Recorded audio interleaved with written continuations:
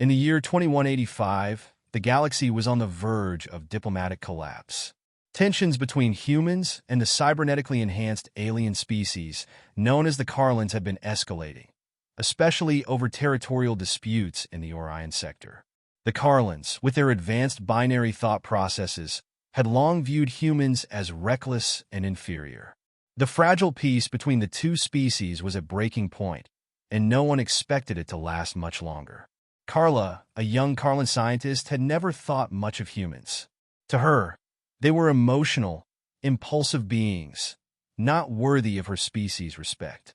But everything changed when her ship fell into peril near the Orion Nebula. On board the USS Aegis, Captain Tanaka stared at the distress signal from a Carlan vessel on her screen. The message was garbled, but clear enough. The ship was in trouble.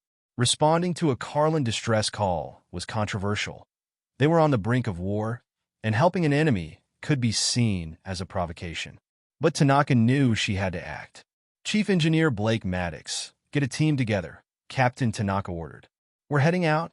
As Maddox and his rescue team boarded the damaged Carlan ship, they were greeted with a horrifying sight.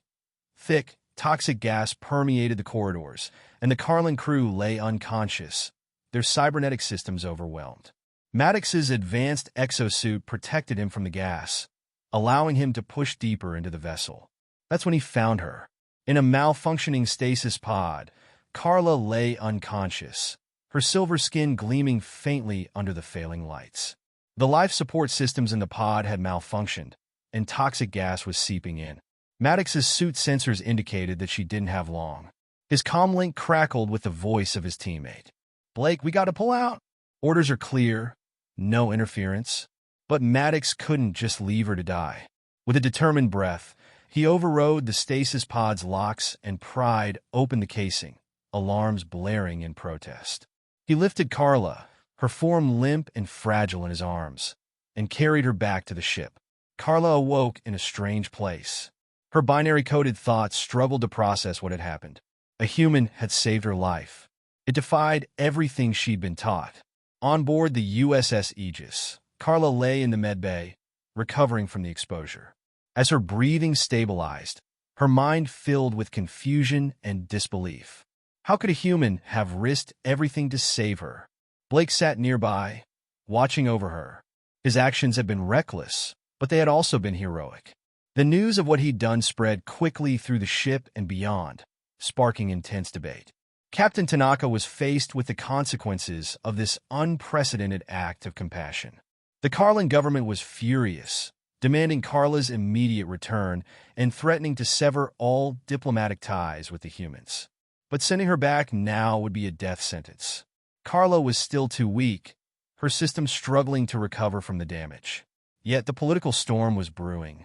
While confined to his quarters, awaiting an investigation, Blake received an unexpected visitor. A Carlan, older than Carla, with metallic skin and deep-set eyes, entered the room. "Blake Maddox, I am Zoran," the Carlan said, his voice melodic but tinged with sadness. "I need to tell you the truth." Blake's brow furrowed. "The truth about what?" "About Carla," Zoran continued. "She is not just a scientist. She is the daughter of High Minister Carv, one of the most powerful figures in our society. He abandoned her on that mission, valuing technological supremacy over the life of his own child." Blake stared in disbelief. "He left her to die?" "For some, progress comes at any cost," Zoran said. "Even family." As they spoke, alarms blared through the ship. A Carlan battlecruiser had appeared, demanding Carla's surrender. Blake rushed to the medbay, where Dr. Mira Vasquez was struggling to keep Carla stable. "We can't move her," Mira warned. "Her condition is too fragile." Blake's face tightened. "Then we don't let them take her." Outside, on the USS Aegis, Captain Tanaka faced the impossible. The Carlan battlecruiser was looming, ready to attack. A voice crackled over the comm. "Admiral Nex, demanding docking clearance and threatening military action." "We're detecting unauthorized transports, Captain," the tactical officer called out.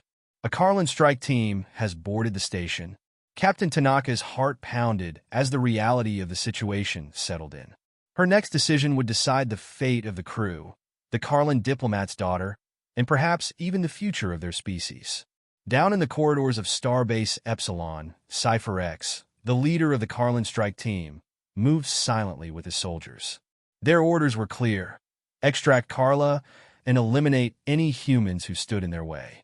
As they approached the medbay, Cypher X raised a hand to halt his team. His cold, mechanical voice sliced through the air. No witnesses.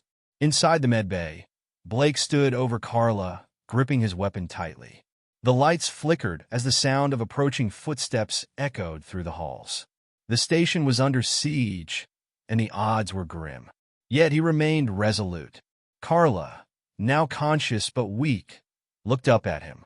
Her eyes, gleaming with tears, held a mix of confusion, fear, and something else, gratitude. For the first time, she questioned everything she had believed about humanity. Blake crouched beside her. "I'm not letting them take you." Her binary thoughts raced, calculating the unlikelihood of survival. But one truth resonated with her deeply. This human, this emotional and impulsive being, had risked everything for her. As Cypher X's team burst into the room, the confrontation was inevitable. The future of two civilizations hung in the balance, and all of it rested on a single, unexpected act of compassion. In the depths of space, the USS Aegis faced off against the Carlan battlecruiser, a fragile piece teetering on the brink of war. But in the medbay, where a human cradled an alien in his arms, there was a glimmer of hope that, against all odds, their two species might find a way forward, together. The medbay was a tense battlefield of emotions and uncertainty. Blake stood protectively over Carla, his eyes scanning the room, muscles tense, waiting for the inevitable clash. He knew the Carlan strike team was closing in. Time was running out. Dr. Mira Vasquez hurriedly prepped the medbay for what was about to happen. She had secured Carla's life support systems as best she could, but the young Carlan's condition was still fragile.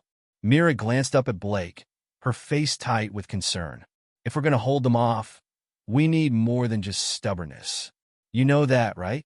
Blake didn't reply at first, his gaze fixed on the door as the approaching sounds of boots echoed louder. His mind raced. He was an engineer, not a soldier. But here he was caught in a conflict that went far beyond technical skills. "I'll buy us time," he finally said, his voice calm but filled with steely resolve. "You focus on keeping her alive?" Before Dr. Vasquez could respond, the medbay doors slid open with a hiss. Blake's heart raced as Cypher X stepped inside, his sleek black armor blending seamlessly with the shadows. His helmet's visor gleamed a cold blue, reflecting the sterile light of the medbay. Behind him, his Carlan soldiers moved like ghosts, their precision and silence terrifying. Cypher X's gaze locked on Carla, still lying weakly on the medbed. "Step aside, human," he said, his voice synthetic, almost devoid of emotion. "We are here for her." Blake's pulse quickened, but he didn't move. He glanced at Carla, her breathing shallow, her silver skin dull from the effects of the gas exposure. For a moment, their eyes met, and he saw the fear in her usually emotionless gaze. "No," Blake replied, his voice firm. "She stays with us." Cypher X tilted his head, analyzing Blake's response. "You are outnumbered, outmatched. Her father demands her return. If you interfere, you will die." Blake swallowed, but he kept his stance. "If you take her now, she will die. Her systems are too weak." Cypher X took a step forward, his soldiers closing in. "That is not your concern." Suddenly, the room went dark as the station's emergency lights flickered and failed. The sound of distant weapons fire echoed through the corridors, and the station trembled with each hit. The Aegis must have begun its standoff with the Carlan battlecruiser. Cypher X froze, analyzing the sudden change in atmosphere. "Your ship has made a grave mistake," he said coldly.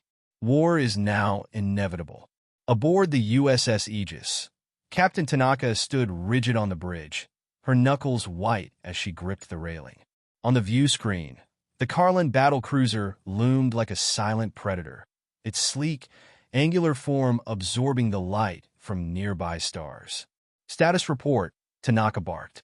"Shields at 70%. her tactical officer replied, his voice tense. They've started targeting our port side. No critical damage yet, but we can't hold them off forever. Captain Tanaka's mind raced.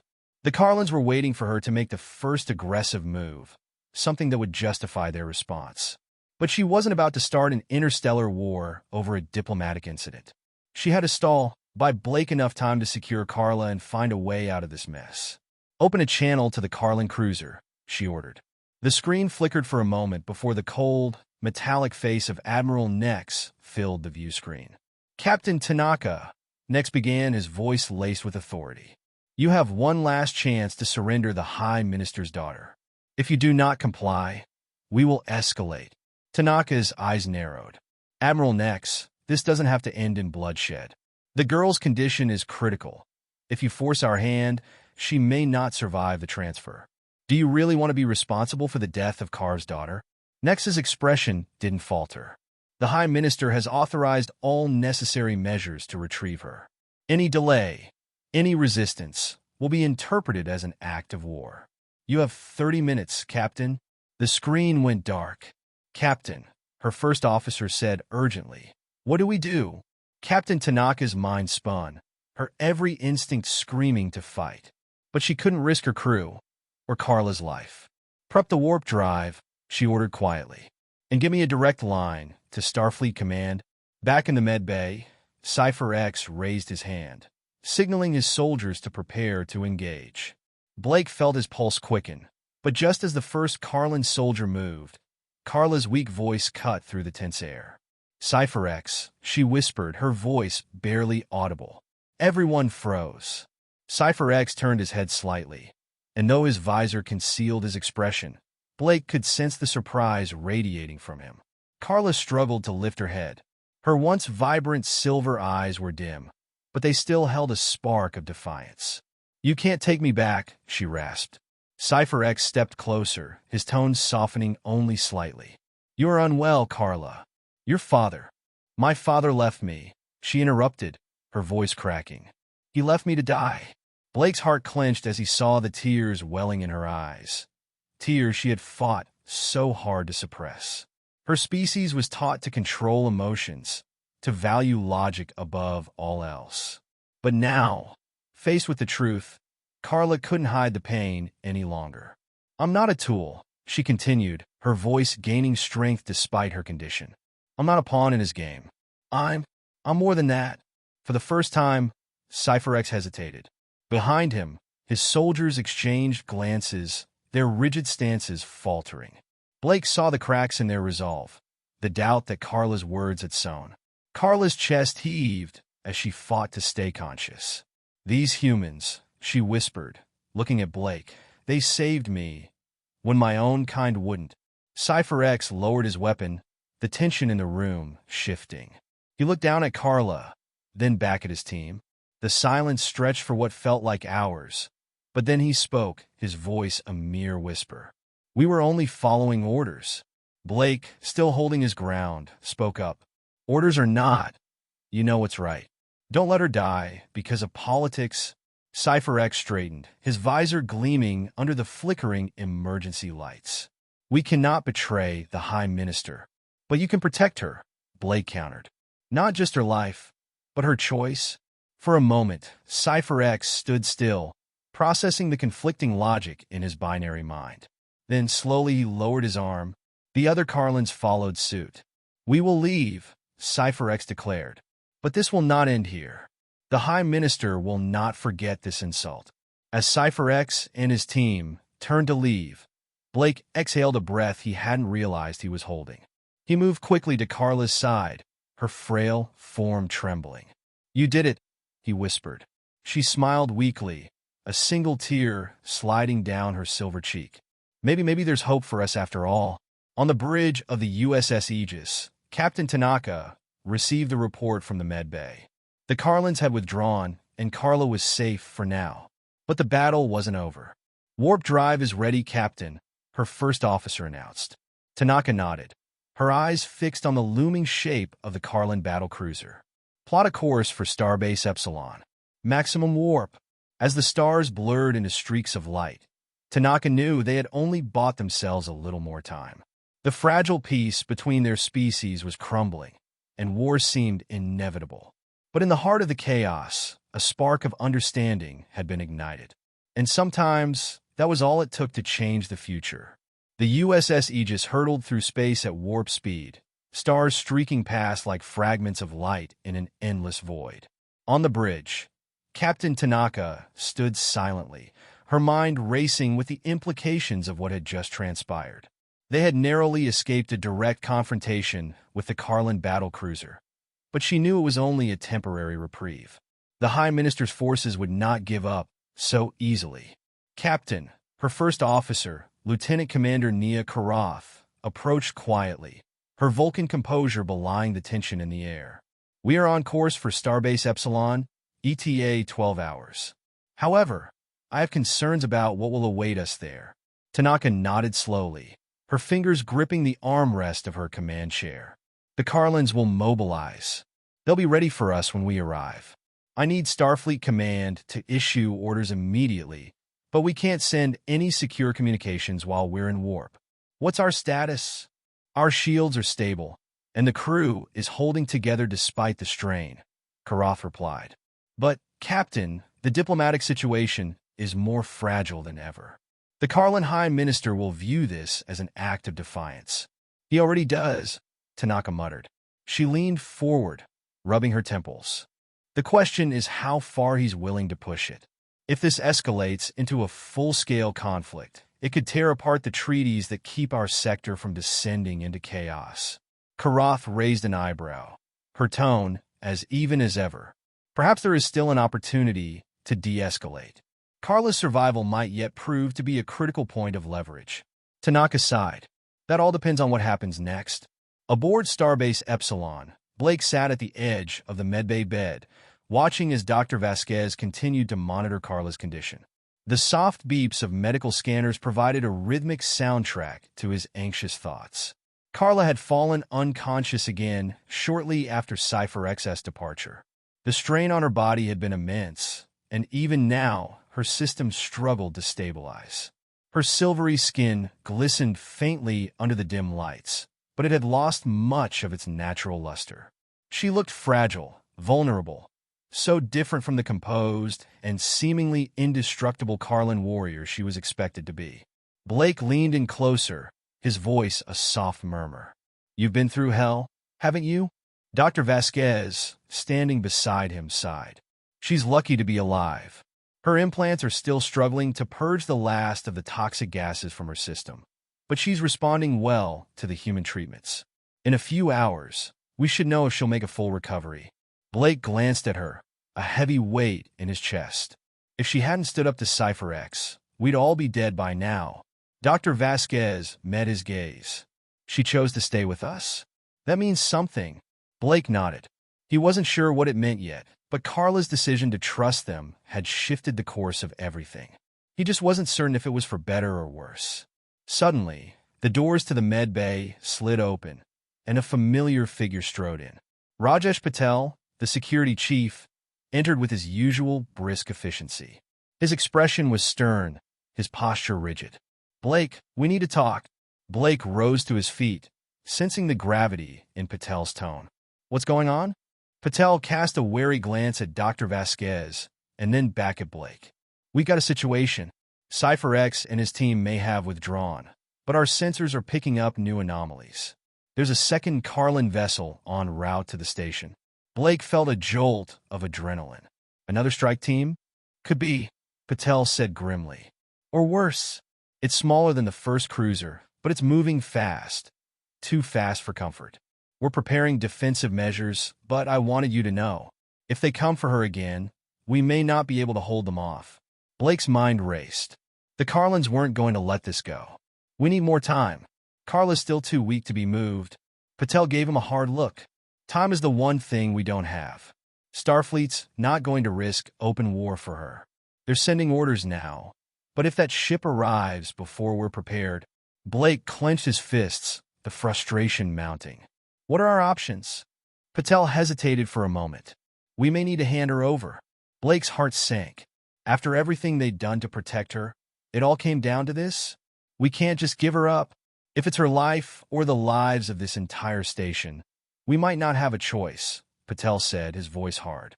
I'm not willing to die for this. Before Blake could respond, a faint voice interrupted them. No, you can't. Both men turned to see Carla stirring weakly on the medbed. Her eyes fluttered open, and she struggled to speak. Don't let them take me. Blake rushed to her side, his hand resting gently on her arm. Carla, take it easy. You're safe for now. Carla's eyes, though dim, still held a fierce determination. My father, he won't stop. He doesn't care about me. If they take me back, I'll never escape. Her words hit Blake like a punch to the gut. He knew she was right. High Minister Carve had abandoned her once, and he wouldn't hesitate to do it again. We won't let that happen, Blake promised, his voice firm. But Carla's gaze shifted, her expression faltering. You don't understand. There's something I need to tell you. Blake leaned in closer, his heart pounding. What is it?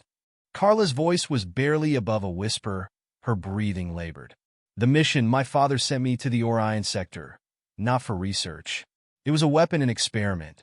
He's testing something dangerous. Blake's blood ran cold. What kind of weapon? Her eyes closed briefly, her strength waning.